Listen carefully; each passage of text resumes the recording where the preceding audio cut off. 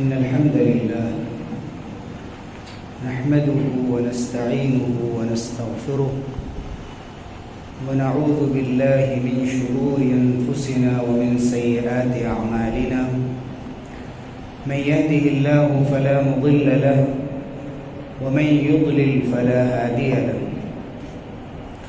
ونشهد أن لا إله إلا الله وحده لا شريك له ونشهد أن سيدنا ونبينا ومولانا محمدا عبده ورسوله أما بعد فأعوذ بالله من الشيطان الرجيم بسم الله الرحمن الرحيم من عمل صالحا من ذكر أو أنثى وهو مؤمن فلنحيينه حياة طيبة ولنجزينهم أجرهم بأحسن ما كانوا يعملون. وقال النبي صلى الله عليه وسلم اتق الله حيثما كنت وأتبع السيئة الحسنة تمحها وخالق الناس بخلق حسن أو كما قال صلی اللہ علیہ وسلم. میرے محترم بزرگوں، عزیز بھائیوں اور دوستوں، اللہ تعالیٰ نے ہمیں جو زندگی عطا فرمائی ہے یہ اللہ کی بہت بڑی نعمت ہے اور اللہ کی امانت. اس زندگی کو اللہ تعالیٰ نے مفت میں اس طرح نہیں عطا فرما دیا کہ انسان کو صرف اور صرف اس کی پسند کی چیزیں ہی ملتی رہیں گی، اس کی زندگی میں صرف خوشی رہے گی، کبھی غم نہیں آئے گا، اس کی زندگی میں صرف آرام راحت میسر ہوگی، اسے کوئی الجھن پریشانی اور تکلیف نہیں ہوگی، اس کی زندگی میں صرف اور صرف صحت ہوگی اور بیماری نہیں ہوگی، اس کی زندگی میں صرف خوشحالی ہوگی اور کوئی کسی قسم کی تنگی نہیں ہوگی. اس کی زندگی میں اسے صرف ایسے لوگ ملیں گے کہ جو اس کے ہم مزاج ہوں، اس کے ہم مسلک ہوں، اس کے اور ان لوگوں کے درمیان مزاجی ہم آہنگی ہو، موافقت ہو اور ہماری پسند کے مطابق لوگ ہمارے ساتھ چلنے والے ہوں. اللہ تعالیٰ نے زندگی کو اس طرح نہیں بنایا. اللہ تعالیٰ نے قرآن مجید میں فرمایا کہ لَقَدْ خَلَقْنَا الْإِنسَانَ فِي كَبَدٍ، کہ یقیناً ہم نے انسان کو مشقت میں پیدا کیا. انسان کو ہر طرح کی مشقتوں سے گزرنا پڑتا ہے. زندگی میں الجھنیں، پریشانیاں، مصیبتیں، بیماریاں اجتماعی زندگی میں بھی آتی ہیں اور اس کی انفرادی زندگی میں بھی آتی ہیں. یعنی ایسے بھی مسائل ہیں جو پوری قوم کے ہیں، پوری ملت کے ہیں، پوری انسانیت کے ہیں، اور ایسے بھی مسائل ہیں جو ہماری نجی زندگی سے متعلق ہیں، ہمارے ذاتی مسائل. ان مسائل کے سلسلے میں ہمارا رد عمل کیا ہوتا ہے، ہمارا ریئیکشن کیا ہوتا ہے، یہ اصل اللہ تعالیٰ کی طرف سے امتحان ہے. کوئی مصیبت زندگی میں آئی، ایک مومن کے لیے سب سے زیادہ ضروری ہے کہ وہ ان مصیبتوں کے اسباب پر غور کرے. ان کے کیا ذرائع ہوئے، کن وجوہات سے اس قسم کی مصیبتیں اس کی زندگی میں آئیں. اگر وہ ایک سچا مومن ہے، قرآن مجید پر، رسول اکرم صلی اللہ علیہ وسلم کے ارشادات پر اس کا مکمل یقین ہے، اور کبھی کسی قسم سے یقین کمزور ہوتا بھی ہے تو وہ بار بار اس یقین کو مضبوط کرنے کی کوشش کرتا ہے، تو وہ اپنی کسی بھی الجھن اور پریشانی کے وقت یہ چند کام کرتا ہے. ایک تو سب سے پہلے وہ زندگی میں جو کچھ بھی ہے اچھا یا برا، اسے یہ جانتا ہے کہ یہ اللہ کے فیصلے سے یہ چیز ہو رہی ہے.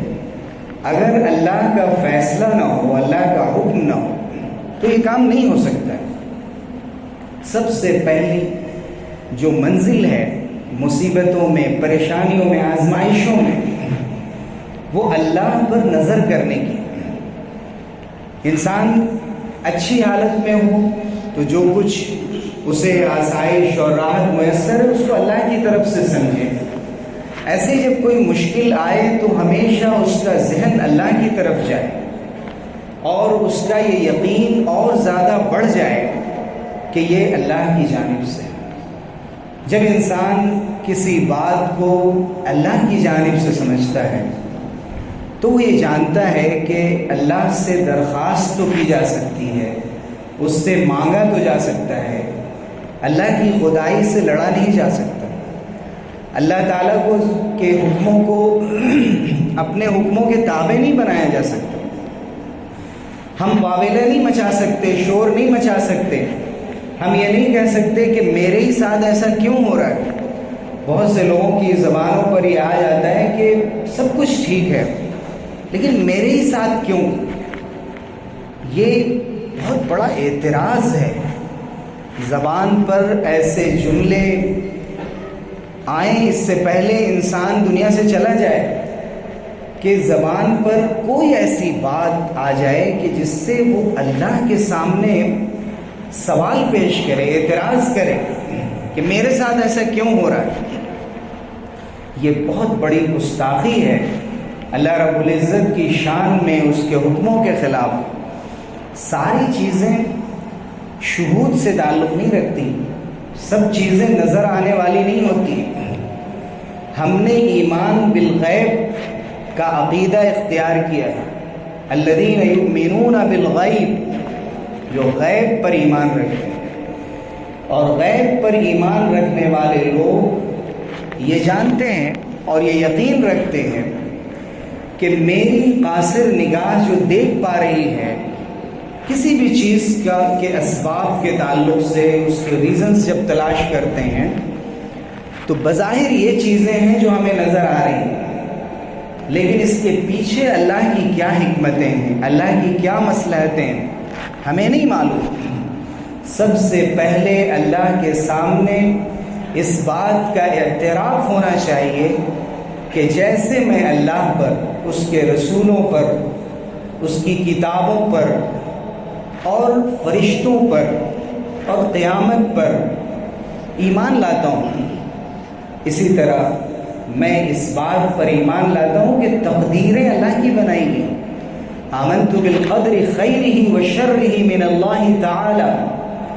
تقدیر اچھی بھی ہو سکتی ہے ہمارے پیمانوں کے اعتبار سے، ہمارے پیمانوں کے اعتبار سے بری بھی ہو سکتی ہے، لیکن وہ ہمارے کس کام میں آنے والی چیز ہے، اس سے ہمارا کیا فائدہ ہونے والا ہے، یہ ہمیں نہیں معلوم ہوتا. تو سب سے پہلی چیز ہے راضی برضا ہونا، ہر چیز کو اللہ کی جانب سے سمجھنا. دوسرے نمبر پر اس سے پہلے کہ جب کوئی الجھن اور پریشانی آئے، اور الجھنوں اور پریشانیوں کی ایک لمبی فہرست ہے، ان میں کچھ چیزیں وہ ہیں جو بہت کامن ہیں، بہت عام ہیں. کاروبار میں نقصان ہو جاتا ہے. نقصان کے بھی ہمارے پیمانے ہیں کہ پچھلے مہینے اتنا زیادہ فائدہ ہوا تھا، اگر پرسنٹیج 2% بھی گھٹ گیا تو ہم خسارے میں چلے گئے، پریشان ہونے لگے. یہ اس وجہ سے ہوتا ہے کہ ہماری نظر اللہ کی دی ہوئی نعمتوں پر نہیں ہے، ہماری نظر ریس کرنے پر. ہم ریس لگا رہے ہیں دنیا میں کہ فلاں شخص جس نے میرے ساتھ کاروبار شروع کیا تھا یا میرے جیسا اس کا کاروبار ہے، وہ کیوں آگے بڑھ گیا. اگر ہمیں یہی کرنا ہے دنیا میں تو پھر ہم اس کی کوشش کریں کہ فوربس میں اور دوسری جو ہماری ایسی میگزینس ہیں جن میں اعداد و شمار آتے ہیں اور دنیا میں دیکھا جاتا ہے کہ نمبر 1 پر سب سے بڑا دولت مند کون ہے، ملینئر کون ہے، اس کے لیے ریس لگائیں پھر. لیکن یہ زندگی اس لیے نہیں ملی ہے، اور زندگی کو دولت کے پیمانے پر دیکھ کر ہم کبھی یہ طے نہیں کر سکتے کہ کون زیادہ خوش ہے اور کون زیادہ غمگین ہے۔ اگر انسان کی سعادت، خوشبختی، نیک بختی اگر ان چیزوں میں ہوتی کہ انسان کو سب کچھ میسر آ جائے اور ہر چیز مل جائے، تو پھر خدا نخواستہ کیا ایک مومن یہ پسند کرے گا کہ وہ یہ تمنا کرے کہ دنیا میں ایمان، اخلاق، اعمال سب ضائع ہو جائیں لیکن مجھے دولت مل جائے، اس لیے کہ میرے نزدیک سب سے بڑی چیز دولت ہے۔ کوئی مومن اس بات کا سودا کرنے کے لیے تیار نہیں ہے۔ ایک مومن اپنی زندگی میں ہونے والے مسائل پر، جیسے کہ کاروبار کے نقصان پر، ملازمتوں کے سلسلے میں جب ہماری کوئی جاب چلی جاتی ہے، یا ہمارے اپنے پلان کے اعتبار سے جو گول ہم نے زندگی میں سیٹ کیا ہوتا ہے اس اعتبار سے ترقی ہوتی ہوئی نظر نہیں آتی ہے، تو ہم یہ سمجھتے ہیں کہ ہم زندگی میں ناکام ہیں۔ کامیابی اور ناکامی کے پیمانے ہم نے خود طے کیے ہیں اور ان کو دیکھنے کے بھی طریقے ہم نے خود نکالے ہیں کہ فلاں شخص آگے بڑھ گیا، میں پیچھے رہ گیا، اس لیے میں ناکام ہوں۔ اسی طرح سے انسان اپنی تعلیم کے سلسلے میں پریشان ہوتا ہے۔ اسٹوڈنٹس بعض امتحانات پاس نہیں کر پاتے ہیں، اس سلسلے میں بہت زیادہ پریشان رہتے ہیں، ڈپریشن میں چلے جاتے ہیں۔ اسی طرح سے بعض بیماریاں لگ جاتی ہیں، عمر ایسی نہیں ہوتی ہے لیکن انسان بیماریوں سے پریشان ہو جاتا ہے، کسی خاص قسم کی بیماری سے پریشان ہو کر وہ پھر ایسے مسائل کا شکار ہو جاتا ہے، ایسی پریشانیوں کا کہ طرح طرح کے نام اس زمانے میں اس کے رکھ لیے گئے ہیں۔ زندگی میں ایک فوبیا کا شکار ہو جاتا ہے، ایک ڈپریشن ہے، انزائٹی ہے، اور اسے ایسا لگتا ہے کہ میں کسی طرح اس سے باہر آ جاؤں۔ اور دنیا میں سب سے بڑا مسئلہ اس وقت یہ ہو کر رہ گیا ہے بیجا خوف، مستقبل کا بیجا خوف۔ کل کیا ہوگا، رات میں کیا ہوگا، صبح میں کیا ہوگا، کیسے گھر چلے گا، کس طرح میں زندہ رہ پاؤں گا یا نہیں۔ اب تو میری زندگی دواؤں پر چلنے لگی ہے، اب تو میں نے اپنی زندگی جی لی ہے، سارے فیصلے ہم خود سے کرنے لگے۔ اسی لیے موٹیویشنل اسپیکرز دنیا میں سب سے زیادہ پیسے کما رہے ہیں کہ ہم نے قرآن مجید کو چھوڑ دیا، سیرت نبوی کو چھوڑ دیا، اپنی تاریخ چھوڑ دی، حدیثیں چھوڑ دی، صبح شام کے ذکر نہیں کرتے، اللہ سے مانگتے نہیں، حیران پریشان ہو کر بڑے بڑے اجتماعات میں بڑی بڑی کانفرنسیں، سیمینارز ہو رہے ہیں جس میں طریقے بتائے جا رہے ہیں کہ آپ کیسے خود کو اس زندگی میں کانفیڈنٹ رکھ سکتے ہیں، کیسے اپنے آپ کو پریشان ہونے سے بچا سکتے ہیں، آپ پیرنٹنگ کیسے کریں یہ بتایا جا رہا ہے کہ آپ ایک اچھے باپ، ایک اچھی ماں کیسے ثابت ہو سکتی ہیں، آپ ایک اچھے ٹیچر کیسے بن سکتے ہیں، ایک اچھے اسٹوڈنٹ کیسے بن سکتے ہیں۔ یعنی ہر چیز ایک کاروبار بن کر رہ گئی۔ حیرت انگیز طور پر وہ چیزیں جو پچھلی نسل کے لوگ، ہمارے آبا و اجداد، جن لوگوں نے گھروں میں ہماری پرورش کی، ہمیں جینا سکھایا، یہ چیزیں کانفرنسز اور سیمینارز سے نہیں طے ہوتی تھی، یہ روزمرہ کی زندگی میں جینے کی چیز ہوتی تھی، سیکھنے کی چیز ہوتی تھی۔ ہم اپنے بڑوں کا احترام کرتے تھے، ہم علماء کا احترام کرتے تھے، ہم ائمہ اور خطبہ کا احترام کرتے تھے، ہم حفاظ کا احترام کرتے تھے، ہم داعیوں کا احترام، خیر کی بات بتانے والے ہر شخص کا احترام کرتے تھے۔ اور احترام کے معنی یہ نہیں ہوتے ہیں کہ کہہ دینا کہ آپ بڑے ہیں، احترام کے معنی یہ ہوتے ہیں کہ پھر کوئی بات اگر بتائی گئی تو اسے اہمیت دینا زندگی میں۔ آج صورتحال یہ ہو گئی کہ ہر شخص اپنے کو دنیا کے معاملے میں تو آزاد سمجھتا ہی ہے، دین کے معاملے میں بھی آزاد سمجھتا ہے، اور دین کے معاملے میں آزاد سمجھنے کے جو نتائج ہیں وہ بہت ہی خطرناک ہیں۔ دین کو کہاں سے ہم سیکھ رہے ہیں یہ نہیں معلوم۔ آج الحاد ہے ہر طرف، آج روزانہ ایسے واقعات پیش آ رہے ہیں کہ ایسے گھرانوں کے بچے جن کے گھر میں دین کے کام ہوتے تھے، صبح شام ان کے گھر میں اللہ اور اس کے رسول کا تذکرہ رہتا تھا، اس آزادی کے نتیجے میں اور تنہا بیٹھ کر سرچ کر کے، اور سرچ کو ریسرچ سمجھنے والے لوگ جہاں سے جو چیز ملی، جس انداز سے ملی، اس کو اسلام کی تعلیم سمجھ لی۔ کتنے لوگ تو قادیانی ویب سائٹس کا مطالعہ کرتے ہیں اور ان کو پتہ بھی نہیں رہتا وہاں سے اسلام سیکھ رہے ہیں. کتنے لوگ شیعہ ویب سائٹ سے اسلام سیکھ رہے ہیں اور غلط غلط قسم کے افکار اپنے ذہنوں میں لے کر چل رہے ہیں. دیکھیے، ہمیں کہنے دیجئے کہ بہت سی مرتبہ ہم دین کے بارے میں اور اللہ اور اس کے رسول کے بارے میں صاف صاف جب اعتراض نہیں کر پاتے، ہمارے ذہنوں میں شک پیدا ہو چکا ہوتا ہے، ہمارا اعتماد متزلزل ہو چکا ہوتا ہے، دین پر ہمارا ٹرسٹ باقی نہیں رہتا ہے، لیکن ہم ڈائریکٹ اللہ کو نہیں بول سکتے، رسول کو نہیں بول سکتے، ہم بڑی بڑی باتیں نہیں کر سکتے، تو ہم علماء کو برا بھلا کہتے ہیں. اس کے بعد دین کے پیشواؤں کو کہتے ہیں، اماموں کو کہتے ہیں، خطیبوں کو کہتے ہیں. ہر شخص خود سب سے بڑا عالم اور مفتی بنا ہوا ہے، وہ بتاتا ہے کہ ہمیں کیا گفتگو کرنی ہے یہاں سے اور کیا نہیں کرنی، اور ہر شخص اپنی پسند کی باتیں سننا چاہتا ہے. آپ دیکھ لیجئے، پوری مسجد کا منظر دیکھ لیجئے. اس سے پہلے یہ صورتحال نہیں تھی. کس نے یہ بتایا کہ نمازوں میں ٹوپی نہیں پہننی چاہیے اور اپنے ٹخنے سے نیچے اپنا ازار رکھنا چاہیے؟ آداب ہیں، نماز کے آداب ہیں، لباس بتایا گیا ہے، طریقے بتائے گئے ہیں. لیکن ہم نے یہ سوچا کہ ہمارے پسند کی چیز جس بیان میں مل جائے، جہاں سے مل جائے، محلے میں نہ ملے تو کسی اور شہر میں مل جائے، کسی اور شہر میں نہ ملے تو کسی ملک میں مل جائے، کہیں سے مل جائے کہ اسلام میں اس بات کی گنجائش ہے، ہم اس کو فالو کرنا شروع کر دیتے ہیں، اسے اختیار کر لیتے ہیں. ہم اپنی جیب میں ایک ٹوپی نہیں رکھ سکتے جو ہماری پہچان ہے، ادب ہے. حضور اکرم صلی اللہ علیہ وسلم نے نماز سر کھول کر نہیں پڑھا، عام طریقہ آپ کا یہ نہیں تھا. لیکن یہ باتیں ایسی ہو گئی ہیں کہ کسی سے کہی جائے تو وہ کہتے ہیں کہ پرانے خیالات کے عالم ہیں، ہمیں کوئی نئی بات بتائیے، کوئی نئی فکر دیجیے. عملی باتیں سننا نہیں چاہتے. لوگ کیا چاہتے ہیں؟ فلاں مصیبت کے لیے کوئی الگ سے دعا بتا دیجیے. ہر مصیبت کے لیے الگ سے دعا نہیں ہوتی ہے. آیت الکرسی پڑھنی ہے، سورہ فاتحہ پڑھنا ہے، معوذتین پڑھنا ہے، سورہ بقرہ پڑھنی ہے، قرآن مجید کی تلاوت کرنی ہے، اپنے گناہوں کی اصلاح کرنی ہے. یہ ہے ہماری مشکلوں کا علاج. ہماری مشکلوں کا علاج یہ نہیں ہے کہ ہم نمازیں نہ پڑھیں، ہم مسجدوں سے اپنے آپ کو نہ جوڑیں، ہم نکاح سنتوں کے مطابق نہ کریں، ہم لباس سنتوں کے مطابق نہ پہنیں، ہماری پسند اور محبتیں دین اور دینداروں سے نہ ہوں.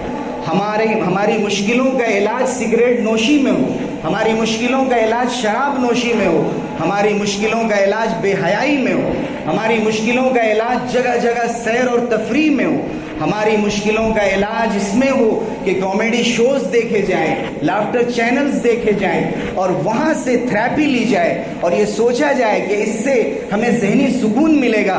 انسان غارت ہوتا چلا جائے گا، برباد ہوتا چلا جائے گا. کبھی انسان کو ہنس کر اور حد سے زیادہ ہنس کر اسے ذہنی سکون نہیں مل سکتا.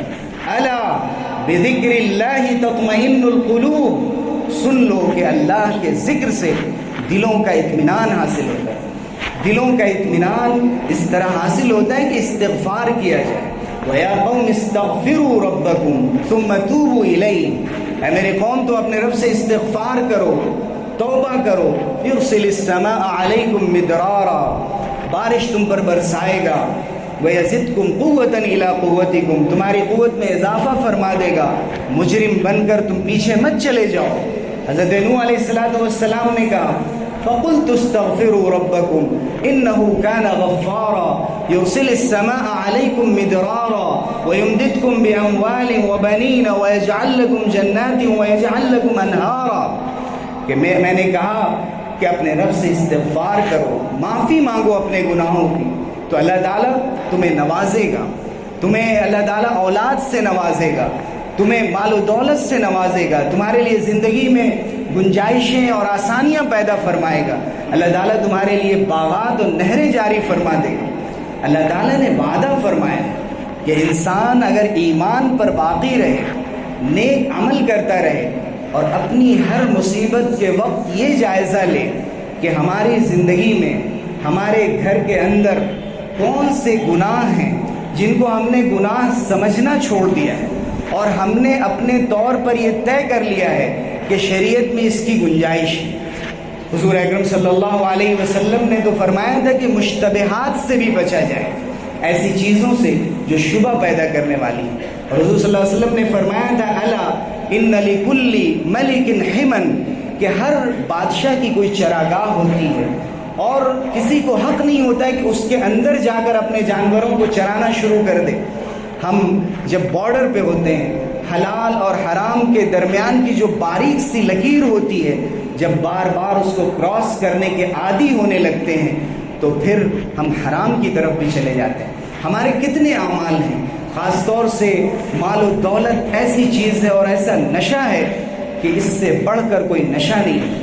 اور ظاہر ہے کہ جس کو دولت کی کوئی لذت نہ ملی ہو وہ اس کا علاج کیا بتا سکتا ہے یا کیا سمجھ سکتا ہے، لیکن حضور اکرم صلی اللہ علیہ وسلم جن کو اولین اور آخرین کا علم ملا تھا اور اللہ تعالیٰ کی طرف سے وحی کے ذریعے سے رہنمائی فرمائی جاتی تھی، حضور اکرم صلی اللہ علیہ وسلم نے مالداروں کو خاص طور سے بار بار اس بات کی تاکید فرمائی ہے کہ اپنے مال کے سلسلے میں اللہ سے ڈرتے رہیں، یہ دیکھتے رہیں کہ کہاں سے کماتے ہیں، ایک ایک پیسہ جو ان کے پیسوں میں ملتا چلا جاتا ہے یہ دیکھیں کہ وہ پیسہ کہاں سے آ رہا ہے، یہ نہ دیکھیں کہ اس کی مقدار کتنی ہو رہی ہے۔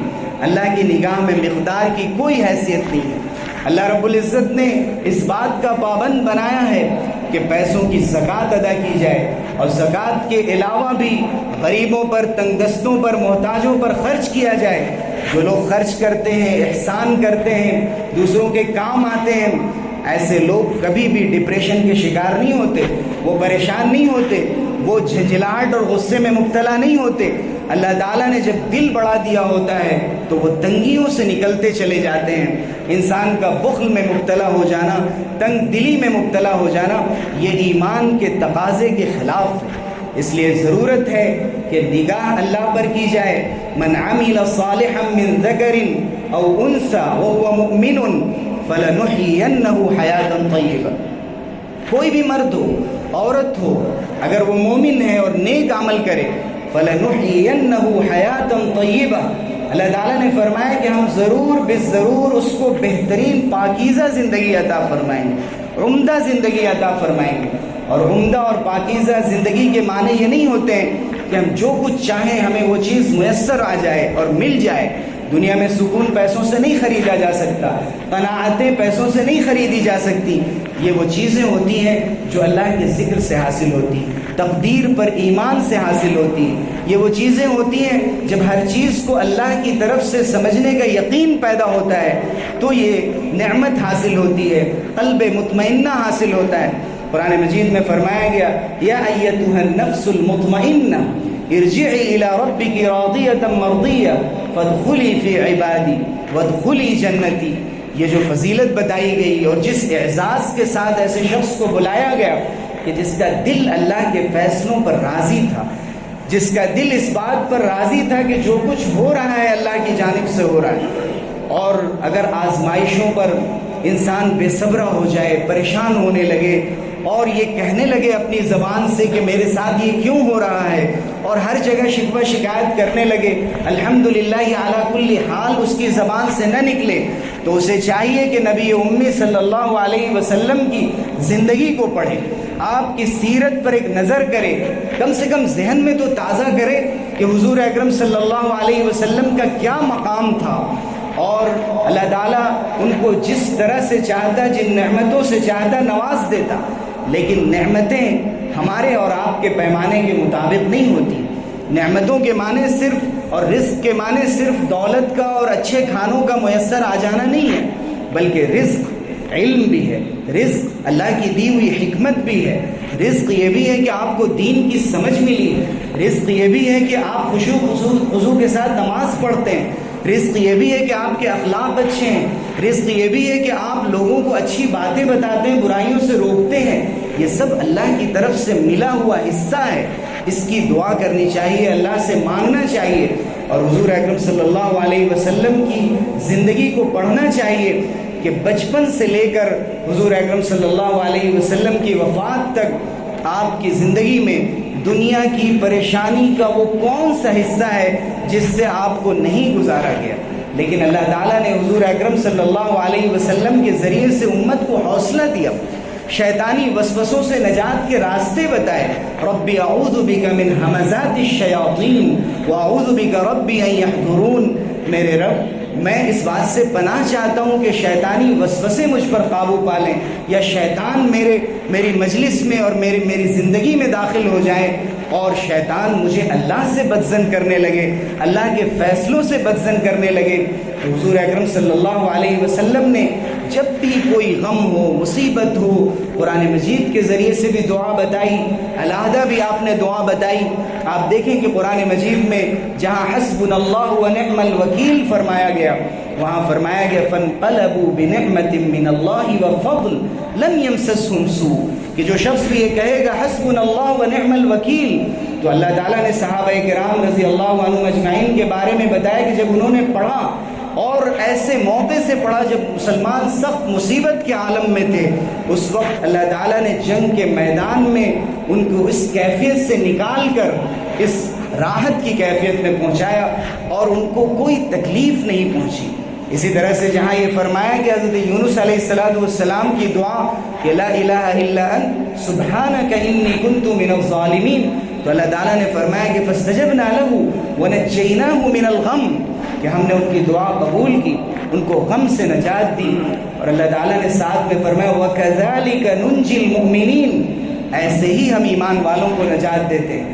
جہاں مومن من آل فرعون کا قصہ سورہ مومن میں ذکر کیا گیا کہ ایک شخص جو فرعون کے قبیلے سے اور اس کے لوگوں میں تھا، اور جب اس نے ایمان قبول کیا اور جب اس نے یہ کہا کہ میں اپنا معاملہ اللہ کے حوالے کرتا ہوں وَأُفَوِّضُ أَمْرِي إِلَى اللَّهِ، تو اللہ تعالیٰ فرماتے فَوَقَاهُ اللَّهُ سَيِّئَاتِ مَا مَكَرُوا، کہ جو بھی انہوں نے سازشیں کی تھی، تدبیریں کی تھی، اللہ تعالیٰ نے اس کی برائیوں سے اور اس کے شر سے اور اس کی مصیبتوں سے اس کی حفاظت فرما دی. تو اللہ تعالیٰ نے ان آیتوں کو اور ان دعاؤں کو ذکر کر کے ہم سب کو اس بات کی تعلیم دی ہے کہ جب بھی کوئی مشکل سے مشکل موقع زندگی میں آئے، استعینوا بالصبر والصلاۃ، اے ایمان والو صبر کے ذریعے سے، نماز کے ذریعے سے اللہ سے مدد حاصل کرو. جو دعائیں قرآن مجید میں بتائی گئی ہیں ان دعاؤں کا صبح شام اہتمام ہو. اور اس کے ساتھ ساتھ حضور اکرم صلی اللہ علیہ وسلم نے بار بار عافیت کی دعا مانگنا سکھائی.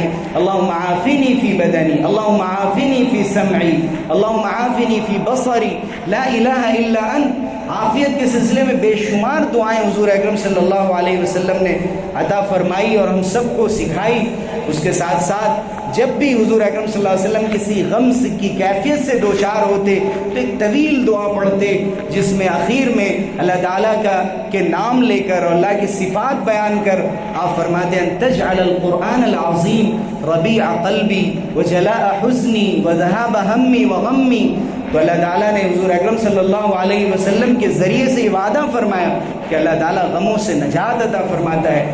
کہ جب یہ انسان یہ کہتا ہے کہ اللہ قرآن مجید کو میرے دلوں کی بہار بنا دیجئے، میرے غموں کا علاج بنا دیجئے، ہمارے درد کا مداوع بنا دیجئے، ہمارے زخموں کا مرہم بنا دیجئے، تو اللہ رب العزت اس کی سنتے ہیں. اس لیے ضرورت اس بات کی ہے کہ جیسے بھی مسائل ہوں، مشکلات ہوں، تو انسان ایک مومن ڈپریشن کا شکار نہ ہو. دواؤں کے ذریعے اس کا علاج کرنے سے پہلے اپنے اعمال کا جائزہ لے، اپنے آپ کو گناہوں سے نکالے. اس لیے کہ مومن چھوٹے سے چھوٹے گناہ کو بھی حضرت عبداللہ ابن مسعود رضی اللہ عنہ کے قول کے مطابق وہ اس پہاڑ کی طرح سمجھتا ہے کہ جیسے پہاڑ اس کے اوپر گر رہا ہو. اور جو فاسق اور فاجر اور گناہگار شخص ہوتا ہے وہ ہر بڑے سے بڑے گناہ کو بھی ایسا سمجھتا ہے کذباب وقع علی انفہ فقال ہکذا، کہ جیسے کوئی مکھی اس کی ناک پر بیٹھ گئی اور اس نے اس طرح سے ہٹا دیا. اس لیے ضرورت ہے کہ ہم یہ دیکھیں کہ کس کی نافرمانی ہو رہی، ان نافرمانیوں سے اپنے آپ کو نکالنے اور ایک اطاعت بھری زندگی جس میں حضور اکرم صلی اللہ علیہ وسلم کی سنتوں پر عمل کرنے کا اہتمام ہو، جن میں زندگی کے آداب کو اختیار کیا جائے، جن کے اندر بڑوں کا احترام اور چھوٹوں پر شفقت ہو، جن میں ہر شخص کو اس کا حق ملے اور اخلاق کو عام کیا جائے، مسجدوں کو آباد کیا جائے. یہ بنیادی علاج ہے ہمارے مسائل کا. اللہ رب العزت ہم سب کو ہر طرح کے دکھ سے، درد سے، مصیبت سے نجات دے اور زیادہ سے زیادہ ہمیں دین پر، اس کے تقاضوں پر عمل کرنے کی توفیق عطا فرمائے. آمین. وآخر دعوانا الحمدللہ.